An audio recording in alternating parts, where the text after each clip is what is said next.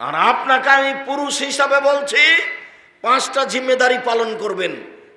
এক, আতেমা মাতায়েমতা, যেমানের খাচ্ছেন বউকে সেমানের খাওয়াবেন। 2, ফাকসুহা মাক্তাসাইতা, যেমানের কাপড় আপনি পরেন বউকে সেমানের পরাবেন। 3, ওয়ালা তুকাব্বে, বউকে কখনো কটু কথা বলবেন না। বলবেন না যে তোমার ঠোঁটটা মোটা, বলবেন না যে তোমার রং কালো। একবার ঠোঁট মোটা রং কালো বললে 10 বছর ভালোবাসতে পারবে না। সব সময় বলবেন তুমি খুব ভালো, তোমার চাল চলন আমার কাছে খুবই ভালো, খুব প্রশংসা করেন, তাহলে সারা রাত পা টিপে দিতে প্রস্তুত। আর যেটাতে শান্তি তৃপ্তি পাওয়া যাবে সেটাই বলবেন। আল্লাহ তো বলছেন যে তোমার স্ত্রীকে আমি সৃষ্টি করেছি তোমার শান্তি তৃপ্তির জন্য, এই কথা আল্লাহ বলছেন। তা আপনি তাকে মানলেন কেন? আপনি তাকে গালি দিলেন কেন? শ্বশুর বাড়ি থেকে যৌতুক চাইলেন কেন? আব্দুর রাজ্জাক সাহেব, আমরা নাটোরের লোক, আমরা যৌতুক নিই নে। হ্যাঁ ঠিক আছে, নাটোরের লোক যৌতুক নেয়, এ কথাই ঠিক। যৌতুক নিব কেন? ভিক্ষা করে খেতে রাজি আছি, যৌতুক নিব না। ভিক্ষা করে টাকা দিয়ে চাউল কিনে ভাত খেয়ে বাদাত কবুল হবে, যৌতুকের টাকা দিয়ে চাউল কিনে ভাত খেয়ে বাদাত কবুল হবে না। যৌতুক টাকা হারাম, একেবারেই হারাম। আব্দুর রাজ্জাক সাহেব, ভিক্ষা করে খাবো কেন? মানুষের বাড়িতে কাজ করে খাবো। একবারে সাহসের সাথে গর্ব ভরে জীবিকা নির্বাহ করব। বছরের শেষে শ্বশুরকে একটা লুঙ্গি কিনে উপহার দেব। আমি দিনমজুরি করে খাই, শ্বশুরের কাছে যৌতুক নিনে। শ্বশুরের কাছে আর্থিকভাবে কোনো কিছুর ব্যাপারে হাত বাড়ানো যাবে না। নিয়েছো নাকি দেখো, তোমার বাপের মুখখান নিচু হয়ে আছে। বাপ বেটা বেলা ভিক্ষা করবা। অনেকদিন আগে বলেছি, ট্রেন স্টেশন কত দূরে? মাদনগর এখান থেকে খুব একটা দূরে নেই। সকালে বের হয়ে যাওয়া, সারাদিন ভিক্ষা চাইবা, যদি এলাকার লোক না দেয়। আর যদি ভিক্ষা চাইতে খারাপ লাগে তো মানুষের বোঝা ধরে তুমি গাড়িতে তুলিয়ে দিয়ে ট্রেনে মানুষ টাকা দিবে তোমাকে। আর এখন তো মানুষ দিনমজুরের জন্য অনেক ব্যস্ত, পায় না। সম্মানিত দিনী ভাই বোন, আপনাকে অনুরোধ জানাচ্ছি, শ্বশুরকে দিতে শিখবেন, নিতে নয়। টোটালে নয়, একেবারেই নয়, সম্পূর্ণরূপে হারাম। 4, মুখের উপরে মারবেন না স্ত্রীর। 5, নিজের বাড়ি ছাড়া কোথাও যেতে দিবেন না। বাপের বাড়ি যেতে পাবে না, খালার বাড়ি যেতে পাবে না, ফুফুর বাড়ি যেতে পাবে না, হাট বাজারের প্রশ্ন আসে না। বিবাহের বাড়িতে গেলে স্বামীর সংখ্যা বেশি হয়ে যাবে, কাজেই ভাবা যায় না। দুর্ঘটনা ছাড়া, জরুরি কারণ ছাড়া আপনার স্ত্রী বাড়ি ত্যাগ করতে পারে না। কাপুরুষের পারে, ঘৃণিত পুরুষের পারে, যে নিজেকে কুকুর শ্রীগাল পশু প্রাণী মনে করে, তার বউ যেতে পারে। কেন যাবে? আমি কি মরে গেছি? তার জন্য তো বাড়ি ঘর তৈরি করেছি, রেডি করেছি। সম্মানিত দিনী ভাই বোন, বলছিলাম রমজান চলে এসেছে, আকাশের দরজা খুলে যাবে একবারে 29-30 দিন পর্যন্ত একটানা। যে যা চাইবে তাকে তা দিয়ে দেওয়া হবে। প্রস্তুতি নেন, জোরালো ভাবে মূল্যায়ন করতে হবে। বিশেষ প্রার্থনা, আল্লাহ তাআলা বলেন, উদুনি আস্তাজিব লাকুম, পৃথিবীর মানুষ তোমরা আমার কাছে প্রার্থনা করো, আমি তোমাদের প্রার্থনা মেনে নিব। মহান আল্লাহ বলেন, উদু রব্বাকুম তাজাররুআন খুফিয়া, পৃথিবীর মানুষ তোমরা তোমাদের প্রতিপালকের কাছে প্রার্থনা করো অতীব গোপনে, অতীব বিনয়ে, অতীব গোপনে, অতীব বিনয়ে, অতীব গোপনে, অতীব বিনয়ে। মহান আল্লাহ বলেন, অযকুর রাব্বাকা ফি নাফসিক তাজাররুআন খিফা ওয়া দুনাল জাহরি মিনাল কওলি বিল গুদবি ওয়াল আসাল। মুহাম্মদ সাল্লাল্লাহু আলাইহি ওয়াসাল্লাম, আপনি আপনার প্রতিপালকের কাছে প্রার্থনা করুন মনে মনে, অতীব গোপনে, ভয় ভীতি নিয়ে, কান্নাকাটি ভাব দেখিয়ে, ভয় ভীতি নিয়ে মনে মনে অতীব গোপনে প্রার্থনা করুন। ওয়াদুনাল জাহরে মিনাল কওলে, সরবে নয় নীরবে বলুন, চুপে চুপে বলুন, চিৎকার করে নয়, চিৎকার করে নয়, চুপে চুপে বলুন, সরবে নয় নীরবে বলুন। সকালে বলুন, সন্ধ্যায় বলুন, সকালে বলুন, সন্ধ্যায় বলুন, সূর্য ডুবার আগে বলুন, সূর্য ওঠার আগে বলুন, সূর্য ডুবার আগে বলুন, সূর্য ওঠার আগে বলুন। মাগরিবের আজান হবে তার আধা ঘন্টা 40 মিনিট আগেই ঘরে বা মসজিদে ওযু করে বসে যান, তাসবিহ তাহলিল জিকির আজকার যা বলার প্রয়োজন আছে সেটা বলে নেন। ফজরের সালাতের পরে বসে থাকেন, যা বলার প্রয়োজন আছে বলে দেন। রাসূল সাল্লাল্লাহু আলাইহি সাল্লাম বলেন, পৃথিবীর মানুষ ওয়াস্তাইনু বিল গুদওয়াতি ওয়ার রাওহাতি ওয়া শাইয়্যিম মিনাদ দুলজা, সকালে ডাকো, বিকালে ডাকো, রাতের অন্ধকারে ডাকো। সকালে ডাকো, বিকালে ডাকো, রাতের অন্ধকারে ডাকো। সকালে ডাকো, বিকালে ডাকো, রাতের অন্ধকারে ডাকো। আবু হুরায়রা রাদিয়াল্লাহু তাআলা আনহু বলেন, রাসূল সাল্লাল্লাহু আলাইহি সাল্লাম বলেছেন, ইয়ানজিলু রাব্বুনা তাআলা ইলা সামাই দুনিয়া হিনা ইয়াবকা সুলুসুল লাইলিল আখিরা, রাতের 3 ভাগের যখন 2 ভাগ পার হয়ে যায়, 1 ভাগ থাকে, তখন আল্লাহ তাআলা সপ্তম আকাশ থেকে প্রথম আকাশে নেমে আসেন। নেমে এসে চিৎকার করে বলেন, মায়াদুনি ফাস্তাজিব লাহু, আদমের ছেলে মেয়ে কে শোনো, যে আমাকে ডাকছো আমি তোমাদের ডাকে সাড়া দিব। মায়া সলানি ফাওয়াতিহু, যে যা চাইবে আমি তাকে তাই দিয়ে দিব। মায়াস্তাগ ফেরুনি ফাগ ফেরালাহু, কে আমার কাছে ক্ষমা ভিক্ষা চায় আমি তাকে ক্ষমা করে দিব। হাদিস বুখারী মুসলিম। এই ছেলে, তুমি তো রাত 2টায় ঘুমাও, মোবাইলে জেনা দেখতে দেখতে দেখতে রাত 3টায় চলে যায়, তো তুমি রাতে কখন উঠবে, কখন ডাকবে? আর আপনাকে বলি, আপনি মুরব্বী মানুষ, ছেলেমেয়েরা তো ঝামেলার সাথে কেন? আপনি এত পেঁচাল পাড়েন বাড়িতে কেন? এশার সালাতের পরে ঘুমিয়ে যাবেন, আমার বিনীত অনুরোধ। রাত 10টার পরে জেগে থাকবেন না। বউকে বলে দিবেন, বেটিকে বৌমাকে বলে দিবেন, বিছানা রেডি করে রাখো। এশার সালাত আদায় করে এসে খাওয়ার কাজ থাকলে খেয়ে শুয়ে যেতে হবে। কেন? যদি আমি 10টায় ঘুমাই, তাহলে যদি আমি 2টায় উঠি তাহলে কতক্ষণ ঘুমালাম? 4 ঘন্টা। যদি আমি 3টায় উঠি তাহলে কতক্ষণ ঘুমাইলাম? 5 ঘন্টা। যদি আমি 1টায় উঠি তাহলে কতক্ষণ ঘুমালাম? 3 ঘন্টা। মানুষ 3 ঘন্টা ঘুমালে ইবাদত করতে পারবে ভোর পর্যন্ত, 4 ঘন্টা ঘুমালেও পারবে, আর 5 ঘন্টা হলো শেষ।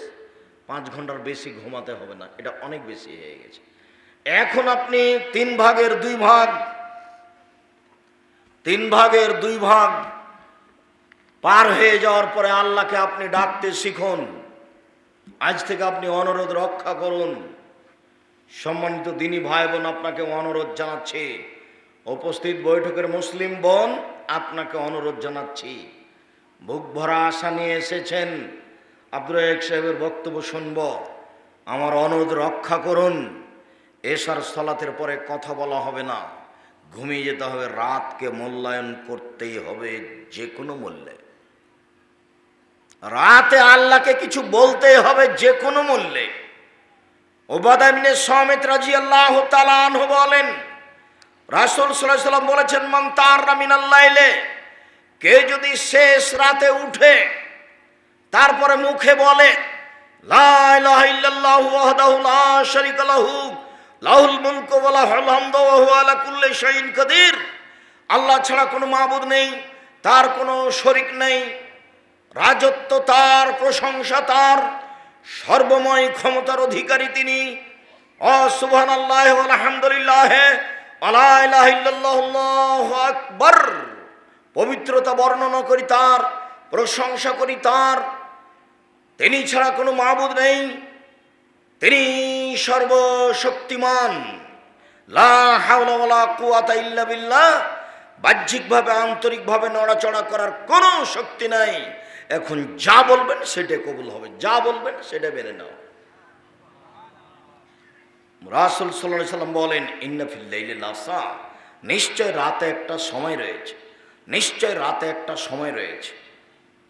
লা ইয়াফিকুহা রাজুলুন মুসলিম, যে কোনো পুরুষ যে কোনো নারী, যে কোনো পুরুষ যে কোনো নারী এই সময়ে এসালুল্লাহ খায়রান মিন আমরিদ দুনিয়া ওয়াল আখিরাহ, ইহকাল পরকালে যা কিছু চাইবে ইল্লা আতাহু, আল্লাহ দিয়েই দিবেন।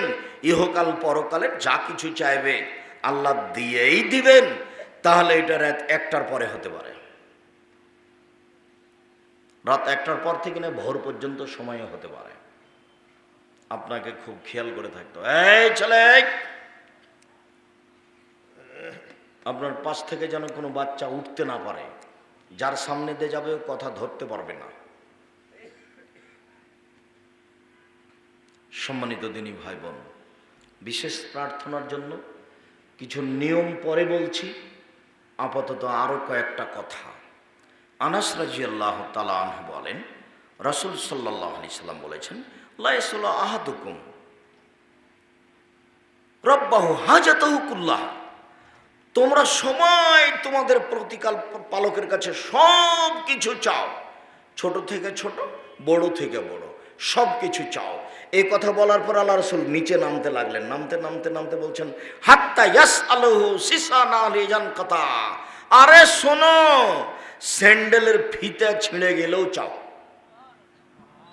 তা আসলে কি স্যান্ডেলের ফিতা বললেন না, কম থেকে কম সুই, সূচ, দা, কুড়াল, ম্যাচ, আগুন, খন্তা, 2-1 টাকা, সাধারণ জিনিস, যা তোমার প্রয়োজন, ছোট থেকে ছোট, বড় থেকে বড়, সব কিছু আল্লাহর কাছে চাও।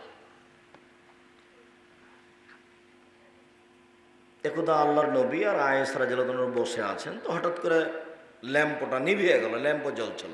তখন আল্লাহ রাসূল বলছেন, ইন্না লিল্লাহি ওয়া ইন্না ইলাইহি রাজিউন, এটা পড়লেন। তখন আয়েশা রাদিয়াল্লাহু আনহা বলছেন, বলেন কি আল্লাহর নবী, এই সাধারণ ব্যাপারে এটা বলছেন? তখন আল্লাহ রাসূল বলছেন, শোনো আয়েশা,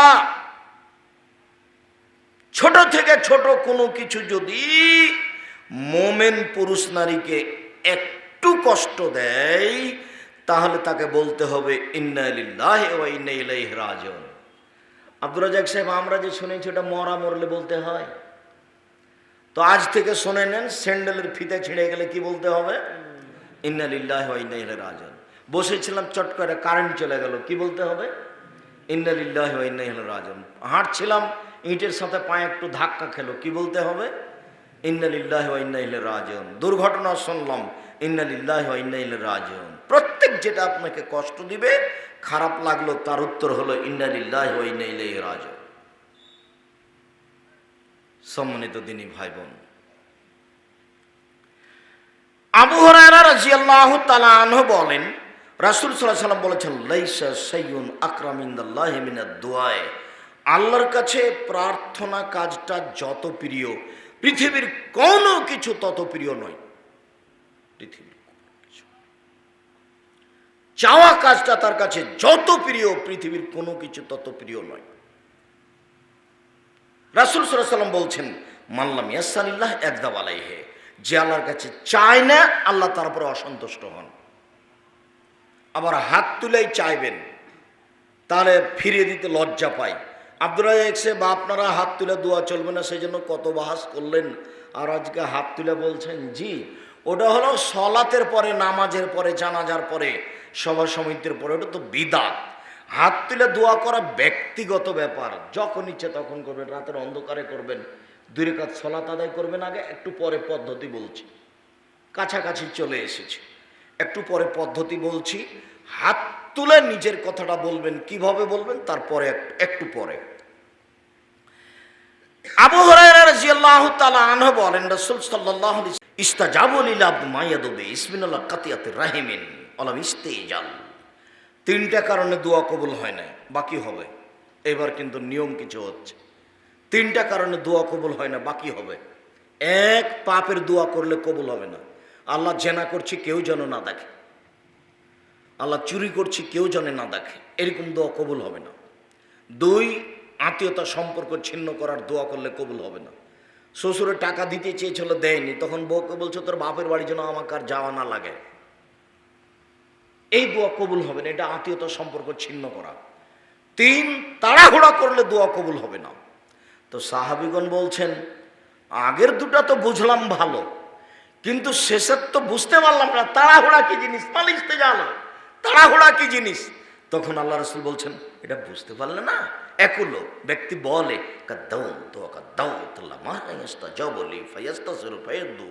ও বলে দোয়া করেছি, দোয়া করলাম, কত দোয়া করলাম, কই দোয়া কবুল হয় না, তারপরে অলস হয়ে যায়, তারপরে দোয়া ছেড়ে দেয়, এ হলো তাড়াহুড়া। মনে থাকবে না মনে হয়? এই ছেলে তুমি কারো গায়ে হাত দিয়ে আছো নাকি? রেডি হও, রেডি হও, প্রস্তুত থাকো। অমনোযোগী আছো নাকি? বলো। দোয়া কবুল হবে না। এক নাম্বার কিসের দোয়া করলে? পাপের। দুই নাম্বার আত্মীয়তা সম্পর্ক ছিন্ন করার দোয়া করলে কবুল হবে না। তিন নাম্বার তাড়াহুড়া করলে কবুল হবে। 3 মাস করেছি করে বলছে দেখি হয় না, 6 মাস করে বলছে হয় না। রাসূল সাল্লাল্লাহু আলাইহি ওয়াসাল্লাম বিপদে পড়ে বদদোয়া করেছিলেন। ওই যে ঘটনা, আল্লাহ রাসূল সিজদাতে গেছেন, তখন আবু জাহাল বলে কে পারে মাথা ভঁড়ির উপরে, ভঁড়িটা মাথার উপরে চাপিয়ে দিতে। একজন চাপিয়ে দিল উটের ভঁড়ি, কেউ বলল ফাতেমাকে, ফাতেমা রাদিয়াল্লাহু তাআলা দৌড়িয়ে এসে উটের ভঁড়িটা সরিয়ে দিলেন। আল্লাহ রাসূল উঠে বদদোয়া করলেন, আল্লাহ ওতবা, সাইবা, ওয়ালিদ বিন মুগীরা এদেরকে তুমি ধ্বংস করো। অপমান অবস্থায় বদদোয়া করলেন। এই বদদোয়া কবুল হলো 12 বছর পরে বদরের যুদ্ধে। 12 বছর পরে বদরের যুদ্ধে। যুদ্ধের আগে বলে দিয়েছিলেন এইখানে ওদবা পড়ে থাকবে দাগ দিয়ে, এইখানে সাইবা পড়ে থাকবে, এখানে ওয়ালিদ বিন মুগীরা পড়ে থাকবে, এখানে আবু জাহাল। সাহাবীগণ বলছেন যুদ্ধের পরে দেখছি ওইখানে পড়ে আছে, ওইভাবে একবারে দাগ কাটা আছে যেখানে। ইউসুফ আলাইহিস সালাম হারিয়ে গেলেন, বাপ একুব দোয়া করতে লাগলেন, আল্লাহ তুমি আমার ছেলেকে ফিরিয়ে দাও। বলতে বলতে কান্নাকাটি করতে করতে চোখ কানা হয়ে গেল, আর দেখতে পায় না। 25 বছর পরে ছেলে ফেরত পেলেন। তাহলে ইয়াকুব আলাইহিস সালামের দোয়া কতদিন পরে কবুল হলো? 25 বছর। আর মুহাম্মদ সাল্লাল্লাহু আলাইহি সাল্লামের দোয়া কতদিন পরে কবুল হলো? আর আমি তাড়াহুড়া কয়দিন পরে করলাম? 3 মাস নয়, 3 দিন। এইটা খুব মনে থাকে যেন, আপনার জন্যই বলছি, আপনার জন্যই বলছি। আর আমাকে কোনো কাজ দেখাবেন না দয়া করে। আমি আমার আলোচনার শেষের দিকে চলে এসেছি। আর কেউ এখন মোটরসাইকেলে স্টার্ট দিবেন না, বেঢঙ্গা কাজ আমি ভালোবাসি না। আমরা তো এখনই কথা শেষ করব, ধৈর্য হয় না একটু? শুকরিয়া, জাযাকুমুল্লাহ খায়র। আমি একটু নিয়ম পদ্ধতি বলছি। দোয়া করার পূর্বে ইসমে আজম পড়বেন, সুন্দর করে ওযু করবেন, 2 রাকাত সালাত আদায় করবেন। দোয়া কবুলের এটা পদ্ধতি। যারা বিপদে পড়েছে তারা 2 রাকাত সালাত আদায় করে আল্লাহকে বলেছে, তখন এটা কবুল হয়ে গেছে। সুন্দর করে ওযু করবেন, 2 রাকাত সালাত আদায় করবেন। 2 রাকাত সালাত আদায় করার পরে সালাম ফিরে 2 একটা তাসবিহ তাহলিল করবেন। তারপর হাত উঠিয়ে প্রথমে বলবেন ইসমে আজম, আল্লাহুম্মা ইন্নী আসআলুকা বিআন্নাকা আনতাল্লাহ। আল্লাহ তোমার কাছে এই জন্য চাচ্ছি যে তুমি আল্লাহ, তুমি আল্লাহ, এই জন্যই তো চাচ্ছি। আনতাল আহাদুস সামাদুল্লাযী লাম ইয়ালিদ ওয়া লাম ইউলাদ ওয়া লাম ইয়াকুল লাহু কুফুয়ান আহাদ। তুমি একক, নিরপেক্ষ, মুখাপেক্ষীহীন। তুমি কাউকে জন্ম দাওনি, তোমার কাছে কেউ জন্ম নেয়নি, তোমার সমকক্ষ কেউ নেই। এখন খুব খুশি, হ্যাঁ ঠিক হয়েছে, আমি যেটা চাই সেটাই হয়েছে, বেশ ভালো। এখন কি বলতে চাও বলো? তাহলে দুরুদ পড়েন। হ্যাঁ এটা আরো ভালো হয়েছে। দুরুদ না পড়লে দোয়া আকাশে গিয়ে ঝুলন্ত থাকে, ওপরে ওঠে না। তাহলে আমি প্রশংসা করলাম, দুরুদও পড়লাম। আব্দুর রাজ্জাক সাহেব, আমাদের ইসমে আজম ওই প্রশংসা মনে নেই, তো দোয়ার বইয়ে দেখে নেবেন। তো এখন একটু বলেন না কোনো সহজ পথ। তাহলে সূরা ফাতিহার 3 আয়াত, আলহামদুলিল্লাহ রাব্বিল আলামিন 1, আর রহমানির রহিম 2, মালিকি ইয়াউমিদ্দিন 3, বাস। এই 3 আয়াতের পরে দুরূদ। এরপরে এখন বলেন কি চান? নলডাঙ্গাতে বাড়ি করতে চাচ্ছেন, ঢাকায় বাড়ি করতে চাচ্ছেন সেটা, একটা ভ্যান কিনতে চাচ্ছেন সেটা, দা কুড়াল চাচ্ছেন সেটা, বিপদ থেকে বেঁচে যেতে চাচ্ছেন সেটা। কিছুই যদি না পারেন তো বলেন না, হাত তুলে আল্লাহ আমার বাপকে ক্ষমা করে দাও, আমার দাদাদিকে ক্ষমা করে দাও।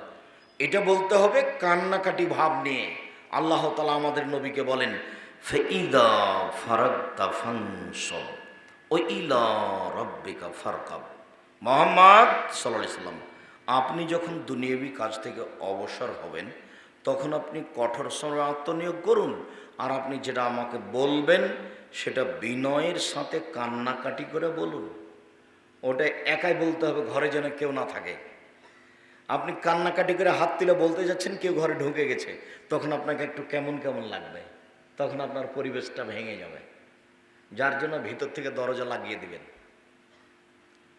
আপনি এক ঘরে, আপনার স্ত্রী এক ঘরে, দুইজন চলবে পাল্লা ইবাদতে।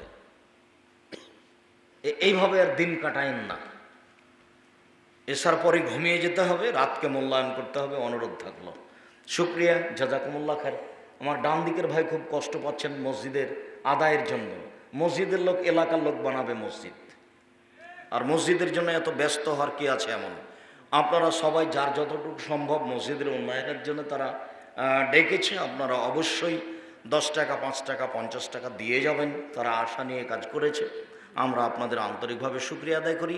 দিনী ভাই বোনকে মসজিদের জন্য দান করার অনুরোধ জানিয়ে, রমজান মাসে বিশেষ প্রার্থনার অনুরোধ জানিয়ে, আর দিনী বোনদেরকে খুব সতর্ক সাবধান থাকার অনুরোধ জানিয়ে, আমার ভাইদেরকে পরিবারের প্রতি খুব শক্ত হওয়ার অনুরোধ জানিয়ে আপাতত কথা এখানে শেষ করলাম। সুবহানাকাল্লাহুম্মা ওয়া বিহামদিকা আশহাদু আল্লা ইলাহা ইল্লা আনতা আস্তাগফিরুকা ওয়া আতুবু ইলাইক। আসসালামু আলাইকুম ওয়া রাহমাতুল্লাহ।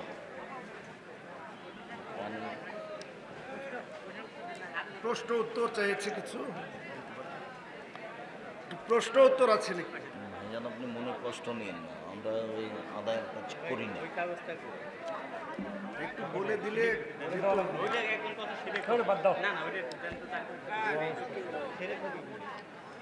কি প্রশ্ন আসছে যদি সংক্ষেপে। এই যে সৌদি আরবের সাথে মিলিয়ে সিয়াম রাখা যাবে কি? জি না। সারা পৃথিবীতে বিভিন্ন দিনে সিয়াম হবে, এটাই ঠিক। সবাই সহযোগিতা করবেন, মনটা খাটো করবেন না। সবচেয়ে শক্তিশালী ইবাদত। আর বই তো কিছু না, এমনি কয়েকটা বই ছিল, গাড়িতে দেখে নিয়ে যান। আর মাসিক আল ইতেসাম পত্রিকার এজেন্ট হবেন আপনারা, জামিয়া সালাফে দেখতে যাবেন। এইটা আপনার মাদ্রাসা? মাসিক আল ইতেসাম পত্রিকার এজেন্ট হবেন অবশ্যই। জাযাকাল্লাহ খায়ের, বারাকাল্লাহ।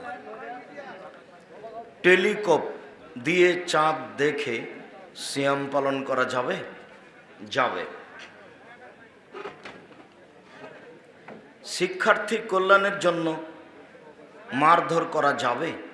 সতর্ক তো করাই লাগবে, তাছাড়া তো আপনার ছেলে পড়বে না। আগে তো মানুষে বলতো মায়ের বড় বিদ্যা। বর্তমানে ফ্যাশন বোরকা পরার বিধান কি? ফ্যাশন বোরকা হারাম। ফ্যাশন বোরকা হারাম। ফ্যাশন বোরকা হারাম। কুকুরের দুধ খেয়ে ছাগলের বাচ্চা বড় হচ্ছে, এই ছাগলের গোস্ত হালাল? জি হালাল। পশু প্রাণীর উপরে কোনো বিধান নেই। যারা খাওয়াচ্ছে ভুল করছে, খাওয়াবে না। পশু প্রাণীর উপরে কোনো বিধান নাই। বিধান কার উপরে? মানুষের উপরে। বিধান কার উপরে? জিনের উপরে, মানুষের উপরে, জিনের উপরে, আর অন্য কারণে। যা খাবে খাবে। কালো টুপি পরতে পারা যায় কি? না পরাই ভালো, এটা শিয়াদের লক্ষণ। আসসালামু আলাইকুম শেখ, ডাঙ্গিপাড়ায় ক্লাস 4-এর ছাত্রের সাথে আব্দুর রহমানের ঘটনাটি মিথ্যে। খুব কৌশল করছে মনে হয়, শত্রু দিয়ে ঘেরা। কেন লাগবে? যেই ছেলে ভালো অবস্থায় ঘুরে বেড়াচ্ছে, বাপ দেখতে এসছে, তারপর 2-3 দিন আসার পরে সেই দিন ডাঙ্গিপাড়ায় ঘুরলো, তারপরে আগে মামলা করলো, তারপরে আপনার মেডিকেলে ভর্তি করলো, রহস্য অনেক। আল্লাহ হেফাজত করুক। আপনারা দোয়া করিয়েন। আব্দুর রহমান ওদের 3 ভাইয়ের মধ্যে এ হলো ভদ্র নম্র বেশি, আর তার মেধাও আবদুল্লার চেয়ে কম নয়। আবদুল্লাহ ওর কাছে মাঝে মধ্যে বলে যে তুই আরবিটা বল, তোর এর আরবিটার অর্থ কি। আলহামদুলিল্লাহ খুব ভদ্র নম্র আর কোরআন হাদিসের জ্ঞানের ব্যাপারে খুব গভীর জ্ঞানের অধিকারী আব্দুর রহমান। দোয়া করবেন আল্লাহ যেন তাদের খিদমত কবুল করেন। জাতীয় খাদ্য, তাই পেঁয়াজ ও রসুনের ওসর দিতে হবে কি হবে না, বিক্রি করে সবজির ওসর দিতে হবে না, আলুর দিতে হবে না, বেগুনের দিতে হবে না। টাকা পয়সা জমা হলে 1 বছর থাকলে শতকরা 2.5 টাকা জাকাত দিবেন। অজু করার পর অর্ধলঙ্গ মেয়ের দিকে চোখ পড়লে কি অজু নষ্ট হবে? জি না। ঋতুবতী মহিলা মৃত ব্যক্তির বাড়ি কি যেতে পারবে? পারবে। পুরুষ মানুষকে দেখতে যেতে হবে না। ঋতুবতীর যাওয়াতে কোনো বাধা নেই। ঋতুবতী মহিলা মহিলা মানুষকে গোসল দিতে পারে, মৃত ব্যক্তিকে গোসল দিতে পারে, কোনো সমস্যা নেই। পাট, ধান এগুলো ব্যবসার উদ্দেশ্যে ক্রয় করে কি 2 মাস 6 মাস রাখা যায়? যদি বাজারে কমে গেছে যার জন্য দাম বেড়ে গেল, এরকম হলে রাখা যাবে না। বাজারে কোনো সমস্যা নেই, অ্যাভেলেবল আছে, তাহলে আপনি জমা রাখলে কোনো সমস্যা নেই। পেঁয়াজের ওসর নেই। কোরআন ও সহিহ হাদিসের দ্বারা নিজের জন্য ঝাড়ফুঁক করে পানিতে ফুঁক দিয়ে খেলে, কোরআনের দোয়া দিলে, ঝাড়ফুঁক করলে বিনয় হিসেবে 70,000 জান্নাতের অন্তর্ভুক্ত হবে? জি না। কোরআন হাদিস দিয়ে ঝাড়ফুঁক করা যায়, ওটা টাকা মনে হয়। মানুষের মুখের সামনে প্রশংসা করা যাবে? জি না। হাতে যে কোনো আংটি পরা যাবে, স্বর্ণের পরা যাবে না, রূপারও না পরাই ভালো। এমনি পদার্থের পরতে পারেন, ডান হাত বাম হাত বদলে কোনো কথা নাই, পরা যায়, স্বর্ণের পরবেন না। প্রশ্ন দিয়েছে দেখেন, সন্দেহবাচক মনে হলে আসলে কি করা যায়? নিশ্চিত না হলে কিছু করতে হবে না। নিজের প্রতি বদদোয়া করে বলেছি, এখন কি করা যায়? এখন কান্নাকাটি করে বলতে হবে, আল্লাহ এটা ভুল হয়েছে, তুমি আমাকে মাফ করো, বা যার জন্য করেছি সেটা যেন হয় না।